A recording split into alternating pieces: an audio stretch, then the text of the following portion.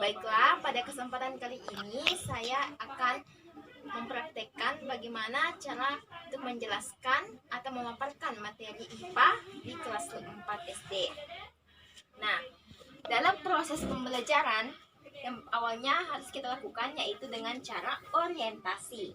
Nah, apa itu orientasi? Orientasi ini adalah untuk mengecek kesiapan siswa-siswa kita untuk belajar. Contohnya seperti ini. Nah, pertama kita harus mengecek dulu bagaimana cara duduk yang baik. Seperti ini. Kemudian selanjutnya kita akan mengecek kehadiran siswa. Seperti Nurkela Zahra, Rizky, ya, hadir semua ya. Nah, setelah kita mengecek bagaimana tempat duduknya, bagaimana kehadiran siswa kita, setelah itu kita akan membaca doa. Nah, kemudian anak-anakku di sini, siapa yang ingin memimpin doa? Nah, kita akan berdoa bersama ya, doa belajar. Kita akan berdoa belajar. Doa dimulai. Bismillahirrahmanirrahim. Birsidhanil ilman wasudhanil fahman. Amin. Setelah membaca doa, kita akan menyanyikan lagu wajib nasional. Anak-anakku ingin menyanyikan lagu wajib apa? Indonesia Raya. Ya, Indonesia Raya atau bisa juga Garuda Pancasila. Nah, kita menyanyi bersama ya. 1, 2, 3, 4. 1, 2, 3, ya. Garuda Pancasila, aku pendukungmu. Patrio proklamasi, sedia berkorban untukmu. Pancasila dasar negara, wakil adil makmur sentosa, pribadi bangsaku. Ayo maju, maju, ayo maju, maju, ayo maju, maju.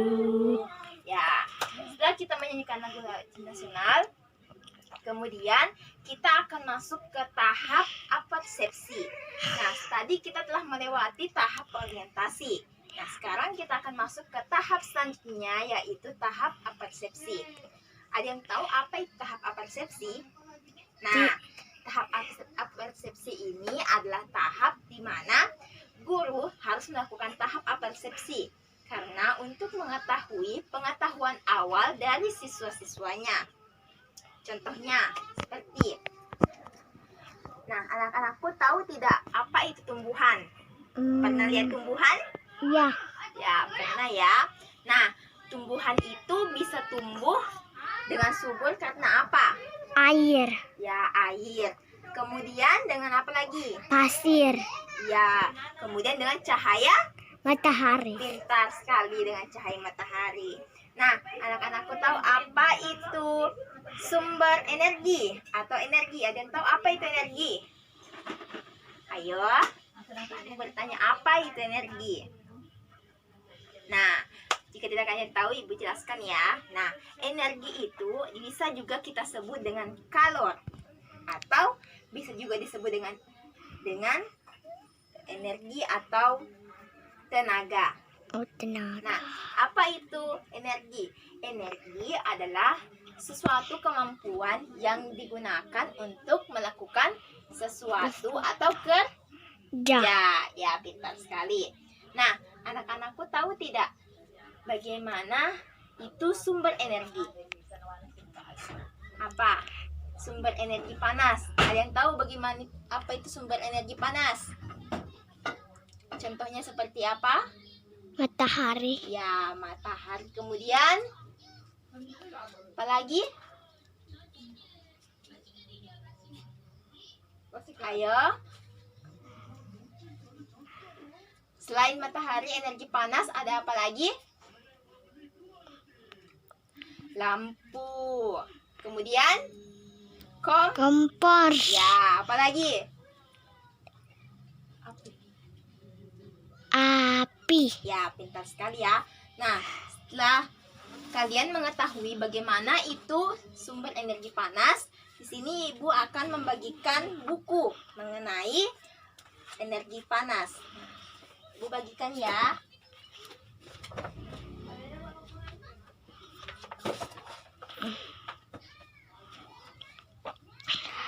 Anak-anakku sekalian, silahkan amati buku yang berada di depannya. Nah, pada gambar di buku tersebut ada gambar matahari. Nah, Ya. matahari itu sangat bermanfaat bagi kehidupan manusia. Cara menghantarkan panas ada 3. Nah, ada yang tahu apa itu? Bagaimana cara menghantarkan panas? Matahari. Caranya ada 3, yaitu dengan melalui konduksi, kemudian konveksi, lalu yang ketiga melalui radiasi.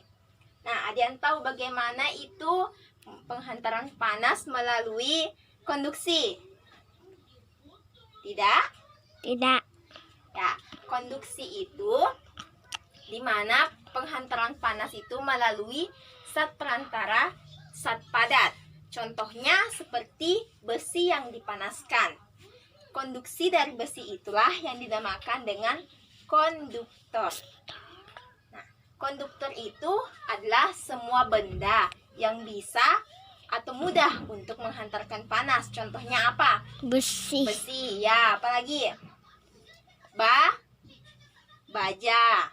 Apalagi? Aluminium. Apalagi? Seng. Bisa. Nah, kemudian selain konduktor juga ada yang disebut dengan benda isolator. Nah, di sini benda isolator itu merupakan benda yang sulit atau susah untuk menghantarkan panas. Ada yang tahu benda apa itu yang sulit atau sukar untuk menghantarkan panas? Seperti apa? Contohnya kaca. Kabel. Nah, kemudian Kaca. kita telah mempelajari tentang cara penghantaran panas melalui konduksi. Cara yang kedua yaitu melalui konveksi. Ada yang tahu apa itu konveksi? Tidak. Nah, cara konveksi itu adalah penghantaran panas dengan menggunakan zat Cair. ya, zat cair. Contohnya, pada saat kita memasak air. Nah, lama-kelamaan air tersebut akan Mendidih. mendidih. Nah, itu adalah salah satu contoh dari konveksi. Kemudian cara yang terakhir atau cara yang ketiga yaitu dengan radiasi. Nah, di sini radiasi itu contohnya seperti adalah perubahan atau penghantaran panas tanpa menggunakan zat perantara atau apapun, baik itu zat padat ataupun zat cair. Contohnya seperti apa? Contohnya seperti panas matahari yang sampai ke Bulan. bumi. Nah, setelah itu anak-anakku, kita sudah mempelajari tentang apa itu energi, apa itu sumber energi, kemudian bagaimana cara menghantarkan panas. Nah, anak-anakku tahu tidak bagaimana alat apa yang bisa digunakan untuk mengukur suhu? Apa? Termometer. Nah, di sini alat untuk mengukur suhu dinamakan termometer. Nah, adapun suhunya itu atau derajatnya itu bisa dengan menggunakan Celcius, ada Fahrenheit, ada Kelvin, kemudian ada Reaumur. Namun yang sering digunakan itu adalah Celcius. Kemudian selanjutnya di sini anak-anakku tahu bagaimana manfaat dari cahaya matahari terhadap kehidupan manusia. Ada yang tahu? cahaya matahari itu sangatlah penting untuk kelangsungan hidup manusia. Bukan hanya manusia, tetapi baik itu hewan, tumbuhan, dan semua makhluk hidup di dunia. Nah, kegiatan apa saja yang bisa diambilkan contoh sebagai hasil dari pemanfaatan cahaya matahari. Contohnya seperti apabila kita mencuci baju atau pakaian pada saat menjemur, maka pakaian tersebut akan Ring. ya, yang awalnya basah dan pada saat terkena sinar matahari lama-kelamaan pakaian tersebut akan kering. Nah, selain kegiatan yang dilakukan oleh manusia sebagai pemanfaatan cahaya matahari, juga hewan bisa atau memerlukan cahaya matahari itu sendiri. Misalnya, bila dia kedinginan, maka ia harus menggunakan atau pergi ke daerah yang panas. Kemudian pada tumbuhan. Nah, pada tumbuhan itu cahaya matahari ini sangatlah perlu atau sangatlah penting dalam pertumbuhan dari tumbuhan itu sendiri. Mengapa? Karena tumbuhan tersebut membuat makanannya sendiri dengan bantuan cahaya matahari yang disebut dengan proses fotosintesis. Nah, anak-anakku sekalian, Ibu sudah menjelaskan bagaimana itu tentang sumber energi panas, bagaimana cara pemanfaatannya, bagaimana sumber-sumbernya, dan bagaimana cara untuk menghantarkan panas itu sendiri. Nah, anak-anakku silahkan kerjakan tugas yang ada pada bukunya. Nah, ini Ibu bagikan kertas ya. Anak-anakku silahkan mengerjakannya.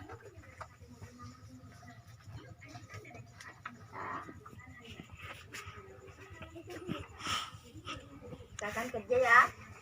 Nah, ingat, cahaya matahari itu sangatlah penting bagi kehidupan kita. Jadi, kita harus memanfaatkannya dengan baik. Contoh lainnya seperti apabila kita menjemur padi, apalagi selain menjemur pakaian, menjemur padi, kemudian ikan kering. Ya, apalagi misalnya pembuatan garam. Pembuatan garam itu sangatlah perlu dengan cahaya matahari, karena apabila tidak ada cahaya matahari maka tidak bisa menjadi garam. Ya. Gimana anak-anak?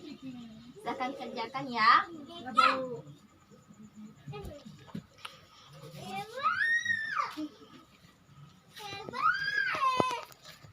Nah, setelah anak-anak kerjakan, silahkan kumpulkan.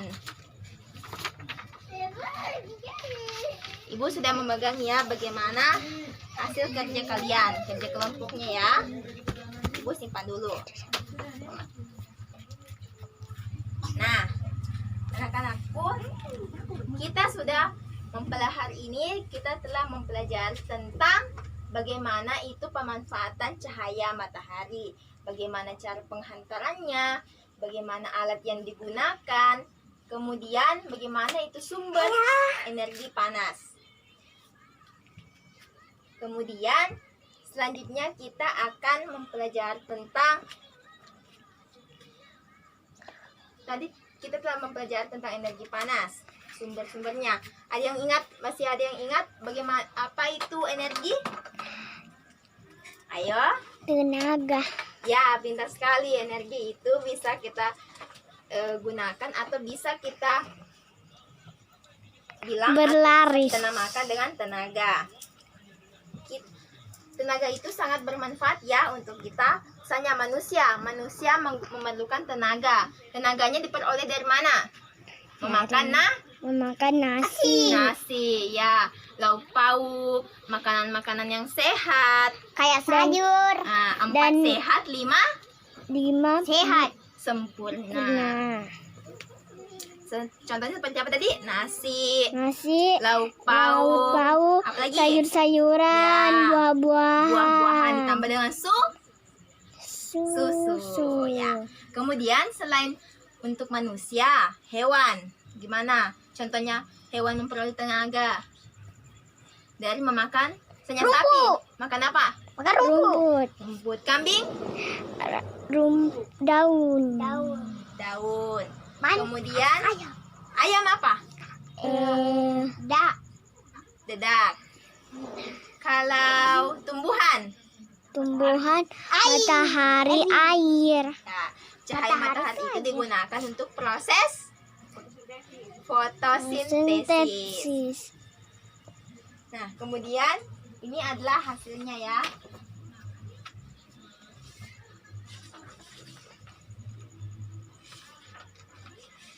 Hasilnya semua alhamdulillah sangat memuaskan. Anak-anakku semua sini pintar, tepuk tangan dulu. Ya. Setelah itu, ada yang bisa menyimpulkan pada hari ini kita belajar apa? Energi matahari. Nah, energi, sumber energi Matahari. panas. Kemudian cara pemanfaatannya. Dan Nah, anak-anakku, ibu ingin memberikan pekerjaan rumah, tugas di rumah. Silakan dibuka bukunya, halaman selanjutnya ya. halaman apa? Halaman selanjutnya. Di situ ibu ingin kalian melakukan sebuah kegiatan di rumah atau menulis bagaimana pemanfaatan cahaya matahari yang dilakukan di rumah kalian. Contoh-contohnya sebanyak 5. Dikumpulkan pada pembelajaran berikutnya ya. Nah, setelah kita memasuki pada kegiatan inti, kita akan memasuki pada bagian penutup. Nah, di sini tadi penutup itu sudah ada kesimpulan, pemberian pekerjaan rumah ataupun yang dimakan dengan PR. Nah, setelah itu kita akan mengumpulkan buku-buku anak-anak. Setelah itu, sebelum kita pulang, alangkah baiknya kita berdoa. Doa pulang. Doa pulangnya doa yang mana? Bismillahirrahmanirrahim. Rabbi sidni Doa pulang. Bismillahirrahmanirrahim. Wala quwwata illa billah. Amin. Nah, anak-anakku ingat ya, sebelum pulang, ingat bagaimana semoga pembelajaran hari ini sangatlah bermanfaat untuk anak-anakku sekalian. Dan pada saat kalian pulang, ingat, jangan pulang sebelum penjemputnya Tang. Ingat, PR-nya dikerjakan ya. Bu guru. Sekian pembelajaran kita pada hari ini mengenai pemanfaatan dari sumber energi. Wabillahi taufiq wal hidayah. Assalamualaikum warahmatullahi wabarakatuh.